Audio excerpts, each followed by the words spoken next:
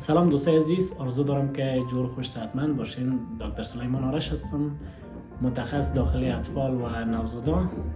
در این ویدیو به صورت خلاص میخوایم در مورد شب ادراری کودکان صحبت داشته باشیم. شب ادراری به دفع غیر ارادی ادرار در خواب بعد از سنی که انتظار می رود کودک کنترل مثانه داشته باشد گفته می شود. و شب ادراری معمولاً به دو نوع بوده، یکی شب ادراری اولیه یا Primary Nocturnal Enuresis و بعضاً به نام شب ادراری فیزیولوژیک هم یاد می شود، و نوع دوم که به نام شب ادراری ثانوی یا Secondary Nocturnal Enuresis یاد می شود. در نوع اولیه قسمی از کودک از زمان تولد به بعد به مدت طولانی کنترل مثانه نمی داشته باشد و نزد شب ادراری موجود می باشد که تقریباً 5 عامل میتونه دخیل باشه در این نوع شب ادراری. عامل اول میتونه که تأخر در تکامل کنترل مثانه باشه، یعنی مثانه اطفال به صورت کامل تکامل نمیافته باشه که از طرف شب بتونه ادرار نزد اطفال کنترل کنه. و عامل دومش اکثرا کاهش ظرفیت مثانه می باشه. ظرفیت مثانه اطفال کوچک هسته، میتونه پیش اطفال شب ادراری وجود بیاد.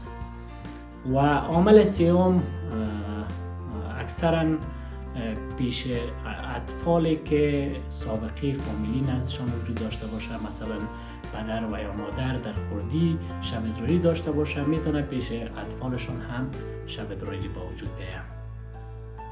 و یک عامل دیگه افزایش ادرار از طرف شب در نزد اطفال است، از باعث کاهش ترشح هورمون ADH یا آنتی-دیورتیک هورمون که از طرف شب کاهش پیدا میکنه و این هورمون در کنترل مایعات بدن بسیار رول داره. زمانی که از طرف شب کاهش پیدا کرد احتمال داره در نزد اطفال شب ادراری به وجود بیاد. و همچنین خوابهای عمیق در نزد اطفال سبب این نوع شب ادراری می شود. نوع دوم که به نام شب ادراری ثانوی یا Secondary Nocturnal Enuresis یاد می شود، در این نوع شب ادراری اکثرا اطفال به مدت 6 ماه الی بیشتر شب ادراری نمی داشته باشند، اما به صورت مجدد نزد اطفال شب ادراری به وجود میاد که در این نوع شب ادراری تقریبا 5 و بیشتر از این عوامل میتونه دخیل باشه.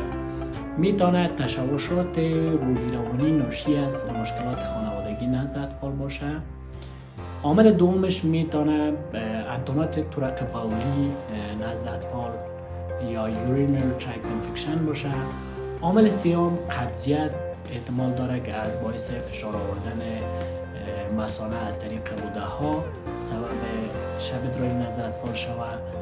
و عامل چهارم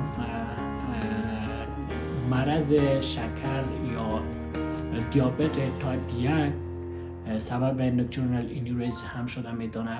و عامل پنجم میتونه اپنی هایی که در خواب رخ میده یا خفگی هایی که در خواب رخ میدهد سبب شب ادراری نزد اطفال شود.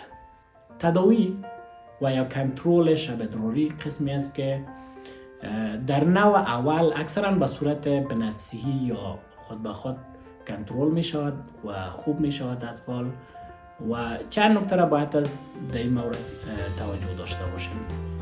اول باید از مایعات از طرف شب خصوصا قبل از خواب محدود شود پیش از اطفال. این اطفال تشویق شود که پیش از خواب بر تشناب بروند و مثانه خود تخلیه کنند و همچنین استفاده از زنگ‌های هشدار که بعضی از زنگ‌ها هست آلارم ها هست به خاطر بیدار ساختن طفل در زمانی که پیشون شب ادراری رخ میدهد. تداوی نوع دوم یا Secondary Nocturnal Enuresis قسمی است که باید عوامل و اسبابی که در پیدایش این نوع شب ادراری دخیل است باید پیدا شود. مثلا در صورتی که پیش اطفال انتونات طرق بولی موجود می باشه و یا قبضیت موجود می باشه و در صورتی که تشوشات روحی روانی موجود می باشه، این عوامل جستجو شود نزد اطفال و تداوی شود که انشالله حتما نتیجه میدهد و شبتاری نزد شما کرد.